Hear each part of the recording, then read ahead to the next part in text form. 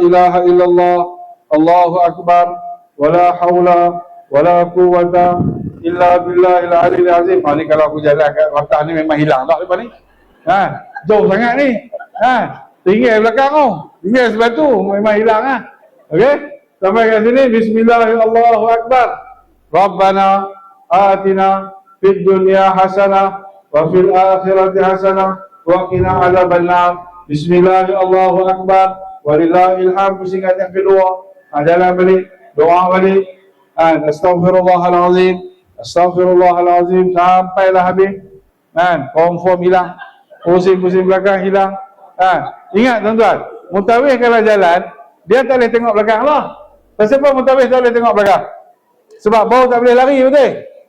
Mutawif boleh buat apa? Habis kuat dia boleh lari macam tu kan? Ada tak? Dia nak tahu tak ada bila? Dia nak tahu tak ada, sampai pusingan yang ketujuh aku pusing dulu. Nampak 50 orang, alhamdulillah. Tak nampak 50 orang, mampu aku nak cari seorang-seorang. Menapi pula. Jadi itulah konsep dia. Okey, kalau boleh semasa tawaf, siapa pun jangan berpisah dengan mutawif. Jalan serapatnya mungkin. Orang perempuan buat apa? Kapuk tangan. Kapuk tangan di antara satu dengan lain. Orang lelaki pun kapuk, tak ada masalah Betul tak? Pegang ke ihram. Pegang ke ihram kawan sebelah, nampak dia lari, tarik. Dulu saya suruh buat apa? Okey, lelaki duduk belakang, bini dia duduk depan, pegang tudung. Lalu dia rentak tudung bini dia. Bini dia jalan laju. So lepas tu perempuan kapuk tangan dia. Jangan bagi orang masuk tengah. Siapa masuk tengah, alhamdulillah, insya-Allah saja aku berpisah kerana Allah Taala. Memang berpisah. Boleh dekat Puak Turki. Setakat badan macam ni Puak Turki renyah dia hayun sekali terlentang. Dia tak peduli dah. Turki dia tak peduli. Mataf tu aku dengan Allah yang punya. Orang lain bukan. Dia tolak kita buat tatawan dia. So kena jaga elok-elok. Bagi orang perempuan boleh duduk. Orang lelaki pun boleh duduk. Silakan. Terima kasih. Boleh. Siapa yang jadi volunteer nanti jumpa saya. Ambil voucher package umrah. Umrah percuma. Bayar sendiri. Buat tadi. Okey, semasa kita tawaf tuan-tuan, kita akan ditolak, diberetuh dan sebagainya. Bau kita tak boleh lari daripada Kaabah. Sejauh mana bau tak boleh lari? Sejauh mana? Betul tak? Sejauh mana bau tak boleh lari? Selagi mata bau kita bersama dengan Kaabah, selagi itu boleh. Tetapi kalau dah beralih belakang sangat, sampai bau kita dah tak nampak Kaabah, maka terbatal pusingan itu. Dengan syarat terbatal sekiranya kita melengah-lengahkan untuk betulkan bau balik. Contoh, Pak Arab Turki mai beretuh kita daripada belakang. Buk kita terberalih. Betul? Kita jalan cepat-cepat kena berbetul. Pandu balik ke Kaabah. Tapi dia mai beretuh kita, betul-betul Allah terpusing. Lah terpusing, aku pusing dia sekali. Tengok mak aku ada orang tak ada kat belakang. Boleh tak? Tak boleh, batal pusingan. Bukan saya cakap ni, cerita dia pengalaman. Ada dia pusing, kita duduk jalan kat depan, dia duduk depan kita, dia pusing. Sekali-sekali pusing dengan pusing kita ada tengok. Siapa pusing tadi? Tak, dia betul saya. Alah, betul aku pusing terus tak boleh Macam tu, batal pusingan tawaf kita. Baik. Seterusnya ada soalan tak semasa tawaf? Jadi apabila terbatal tawaf kita, kadang-kadang kita bertengah antara tadi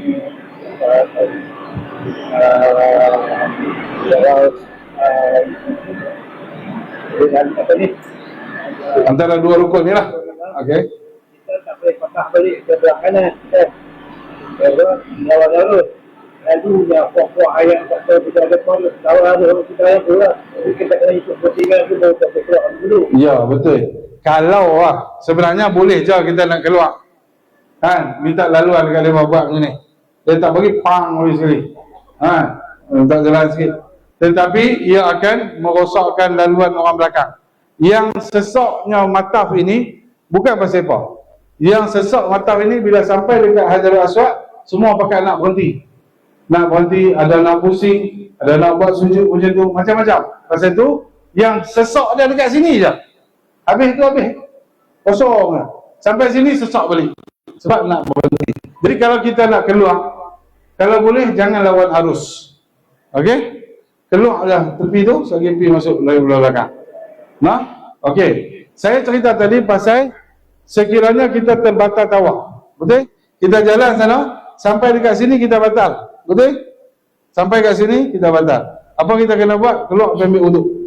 Selagi kita kena start balik kat sini. Okey? Kurangkan satu langkah atau dua langkah, sambung. Okey. Tetapi sekiranya kita tak mampu untuk berdiri betul-betul kat tempat tu, mula balik daripada sini. Anggaplah pusingan sana sampai situ tadi kosong, tak ada apa. Mula balik dari sini, bismillah, Allahu akbar, jalan dan cukupkan tutup pusingan. Okey, lagi.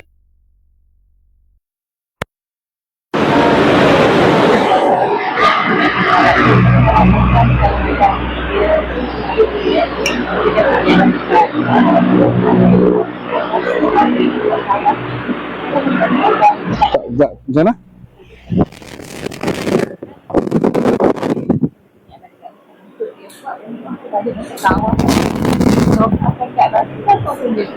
Okey, kalau dia dah umrah pertama tu dia dah uzur, so dia tak boleh buat umrah pertama.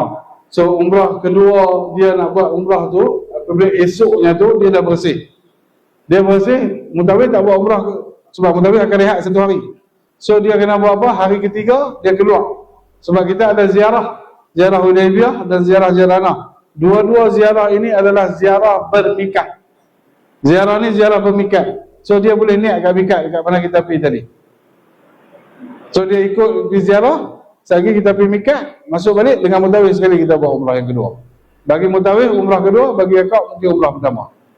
Ingat, siapa yang uzur, orang perempuan yang uzur, dia tak selesai lagi umrah wajib dia tak boleh buat tawaf sunat.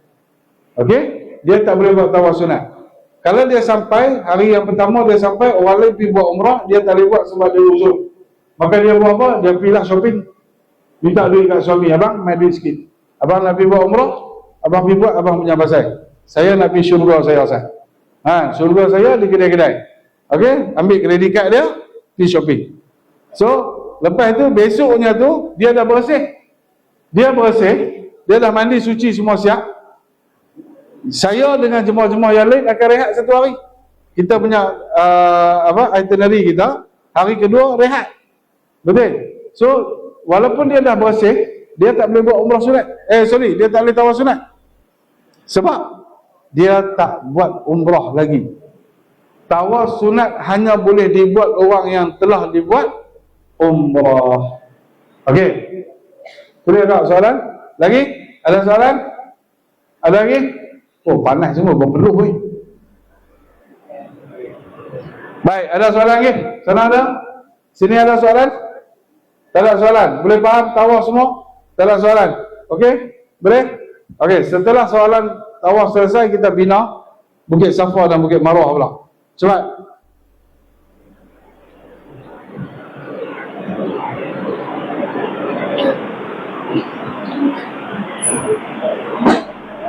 Baik.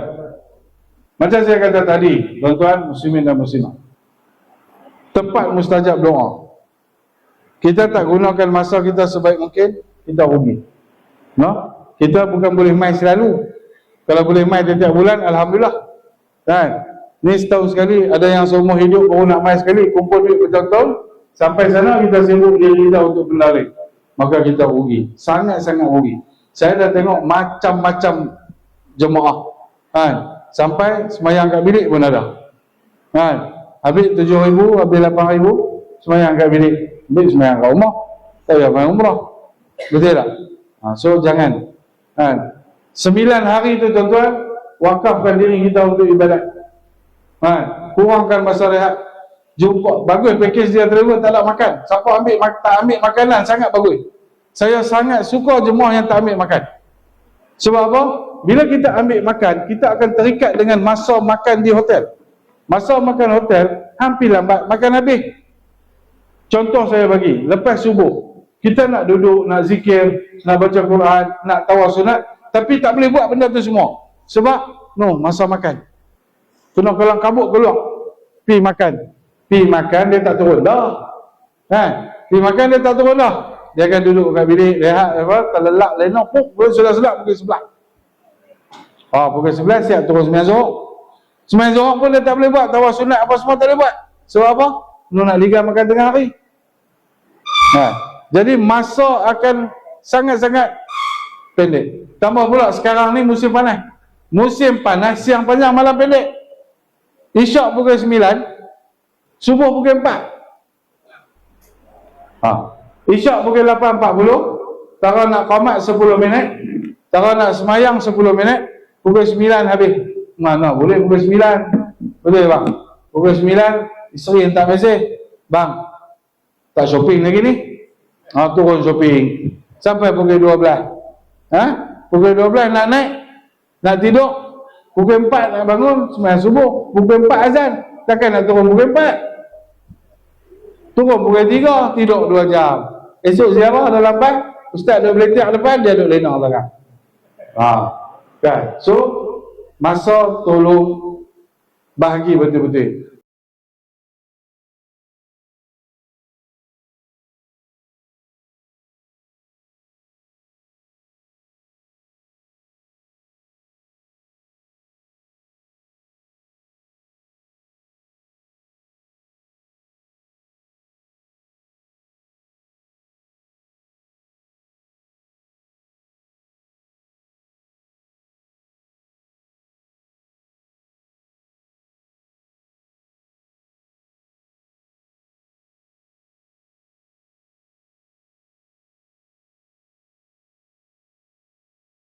Betul tak?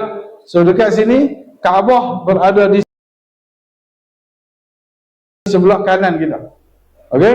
Maka kita akan baca doa Bismillahirrahmanirrahim, Allahu Akbar. Kalau polis ataupun penjaga masjid dia tengok orang tak ramai, dia bagi kita duduk lama-lama sikit. Dia tengok keadaan orang. Pantang tok nenek depa ni adalah jangan berkumpul. Berkumpul dia halau. Ya Allah, ya Allah, ya Allah. Semua dia main halau. Tapi kalau orang tak ramai mungkin dia consider 2-3 minit, 5 minit dia bagi. So kita bismillahirrahmanirrahim, Allahu Akbar, maka kita akan mulakan sa'i kita. So sampai dekat depan ni dia dua-dua halau, sini dan sana. Satu halau pi, satu halau balik, macam highway. Satu pi, satu balik. So sampai dekat sini ada lampu hijau. Okey, kita akan baca doa Rabbikir warham wa'fu wa taqarrum wa tajawaz amma ta'ala innaka ta'lam ma la na'lam innaka antallahul azizul akram. Habis sambung balik, baca balik doa. Tuan-tuan, sepanjang tempat sa'i sini, di antara Bukit Safa dan Bukit Marwah, di antara laluan Safa dan Marwah ni, di antara laluan Marwah ke Safa, ini adalah tempat untuk kita boleh minum air zam-zam. Kita boleh berhenti banyak mana kali kita nak minum air zam-zam. Wuduk terbatal, nak ambil wuduk dengan air zam-zam tu pun boleh, tak ada masalah. Okey, air zam-zam dia ada buat macam satu stage tu, kita naik, ambil, minum, turun, unuk 2-3 langkah, sambung balik jalan kita. Sampai depan tu sikit, ada lagi tempat ambil air zam-zam, minum air zam-zam. Nak minum lagi. Mana orang nak minum, minum, tak ada masalah. Jangan sebut nak kencing je. Sebut nak terkencing, hampir keluar sendiri. Sebab apa tuan-tuan? Di dalam Masjidil Haram tidak ada tandas. Tandas semua di luar. Dalam masjid tak ada. Luar pula tu dia, nak kena keluar pusing jauh. Betul nak masuk balik. Dan kami habis sa'i balik rumah hotel tidur apa semua, dia tempat sa'i tak sampai lagi. Okey, so macam itulah sampai 7 pusingan. Sampai Bukit Marwah, pastikan kita habis 7 pusingan dengan bertahlul. Dia ada 2 keadaan. Apabila kita nak bertahlul, bagi orang perempuan, sama ada tahlul dekat Bukit Marwah ataupun balik bilik tahlul. Tetapi ingat, kalau kita nak tahlul dalam bilik, adakah kita dah dapat bilik? Jawapannya tak dapat bilik. Bilik di Mekah dan Madinah paling awal kita boleh dapat sebelum maghrib. Tu paling awal. Paling lambat esok subuh tu baru dapat. Sebab apa tuan-tuan? Bukan dia nak prepare bilik kita. Ratus ribu bilik tu ada. Ratus orang jemaah duk keluar masuk. Kadang-kadang pasal tu dapat bilik lambat sebab mereka nak kemas lambat. Sebab tu kita selalu bagi pesanan, bawa kentola, bawa kentola, bawa kentola. Sebab apa? Kadang-kadang hotel tak sempat nak siapkan kentola. Sampai-sampai kentola tak ada. Ustaz, bilik saya tolak kentola. Ustaz, bilik saya tak ada. Allah, aku pula jadi lobby itu. Pergi cari tola pula. Sebab tu kita suruh bawa standby. Takut bilik tak sediakan, pakai dulu hak kita. Esok minta kat bellboy. Minta dekat housekeeping. Mai tolak bilik saya. Okey? So bila kita nak tahallul di dalam bilik, kita kena ingat kita masih dalam ihram. Kita nak balik bilik kita ni, kita dalam ihram lagi. So sebaiknya perempuan tahallul siap-siap dekat Bukit Marwah. Tapi ingat, jangan lu selak tudung tak tentu halah. Nah, tuan-tuan di sana orang selak tudung macam tu lah. Bukan negara Malaysia lah. Malaysia bab tu dia pandai sikit. Bab negara lain ni dia selak tudung macam tu. Ada buka tudung ni, hang betul tak kepala aku. So kita tolong jaga aurat kita. Baik. Ada soalan apa-apa? Semasa sa'i ataupun secara keseluruhan. Saya nak buka sikit je sebab kita dah lewat lah 1 minit lah. Ada soalan? Apa dia kak? Kan kita nak tahallul kan, bagi perempuan kan. Lepas tu rambut tu macam mana? Yang kita dah potong tu. Okey, rambut yang dah potong, buah dalam beg, bawa balik, buat frame, gantung kat rumah. Kenangan kau. Tak, sebab apa? Ada jemaah bawa balik rambut tu.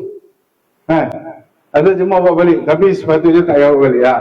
Lepas kita tahallul, tepi tu ada tong sampah, buat tong sampah. Ataupun dekat tempat tahallul tu, dia ada macam parit. So, buang dia dalam tu, tak ada masalah. Ambil tisu, buang dalam tong sampah. Okey? Baik, lagi soalan? Habis soalan? Ada soalan lagi? Semua faham dah ni? Boleh buat umrah dah? Boleh buat umrah? Boleh buat umrah tak? Siapa rasa dia dah boleh buat umrah kat tangan? Sebab siapa tak rasa tak boleh lagi? Siapa rasa tak boleh lagi buat umrah kat tangan? Boleh pun tak boleh pun tak, macam mana Okey, ada soalan saya buka sekali lagi sebelum habis.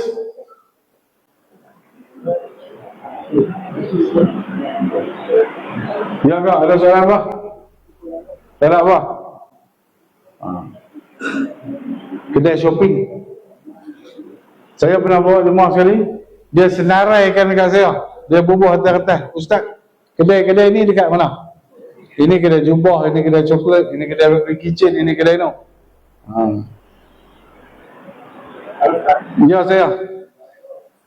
Kalau kita botak dari rumah, sebelum kita boleh tak? Macam mana? Kita botak rambut kita sebelum umrah. Lepas tu, lepas umrah, kita botak lagi. Boleh je. Syarat dia mesti kena botak. Itu je. Saya akan bagi betul-betul tariknya. Siapa tak botak, umrah kedua pasti dia akan botak. Dan saya akan pastikan dia botak juga sebelum dia balik. Tapi malam aku pergi cukup rambut dia lepas tu dia tidur. Sebab apa? Rugi ganjaran. Allah nak bagi ampun dosa, dia tak mau. Okey, seterusnya ada lagi? Tak tak? Boleh faham tak semua tuan-tuan? Ya. Ada list untuk ahli-ahli. Checklist. Okey. Dalam grup ni biasanya petugas-petugas admin kita akan bagi apa perlu bawa, apa tak boleh bawa, apa nak kena bawa, banyak mana nak bawa. Lengkap kita akan bagi. Tapi saya nak pesan satu je. Di Mekah dan Madinah jangan mimpi jumpa cili sos. Cili sos tak ada abang mati hidup balik pun cili sos tak ada. Okey, so apa nak kena buat? Bawa cili sos daripada rumah. Pergi kedai beli. Paket macam KFC, McDonald nak bagi tu kan. Bawa pergi satu. Kalau tak ada tu dia cari cili sos, Ustaz saya tak ada. Dah saya tak boleh makan. Masalah. Cili sos, kicap, apa semua bawa. Jangan bawa periuk belanga bawa periuk belanga, masalah. Lesung batu. Tapi baru ni aku bawa jemaah saya bawa balik ni. Kemudian dia bawa makanan macam-macam. Kari lah, sampai telur lah, sampai ikan bilis lah, macam-macam dia bawa ritak tu. Dia ritak siap-siap kan? Boleh, tak ada masalah. Boleh bawa. Ritak siap-siap, bawa. Saya kalau pergi bulan Ramadan sebulan kan, memang saya ritak lah. Abang rumah saya buat masak kicap, buat ini, mampu hari-hari nak makan masak Arab. Tak lalu lah. Muntah. So sana Arab makanan, kalau selain daripada makanan Arab, harga Yahudi ya, itu saya beritahu saja. Harga memang Yahudi. Kalau masakan Malaysia kan ada kedai kan, satu portion nasi Arab harga 30 riyal boleh makan 4 orang. Portion satu hari Arab, kalau nasi mendi Arab ni 30 riyal boleh makan 3 orang atau 4 orang. Tapi kalau masakan Malaysia 30 riyal boleh makan seorang kan. Baik, selesai semua? Tak ada apa soalan? Kalau tak ada soalan, saya nak serahkan mikrofon ini kepada, ada satu soalan lagi. Baik.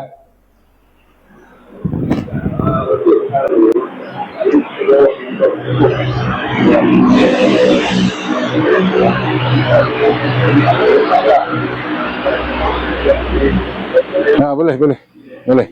Masa soalan tadi masih banyak. Kalau kita memang nak botak, kita bawa lah pisau belik tu kan. Kita dah copok sikit dah, memang nak botak. Lepas tu kita sampai bawah, baru kita botakkan kepala, boleh. Tak ada masalah, sama fadilat dia. So jangan tahlul potong je. Gunting 3 helai tak boleh. Okey. So insyaAllah saya serah balik mikrofon kepada Ustaz Anam. Bukan.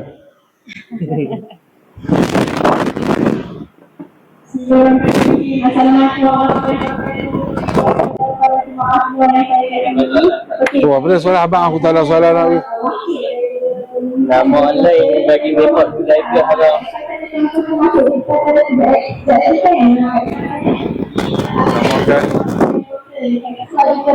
Dua mikot yang terdekat.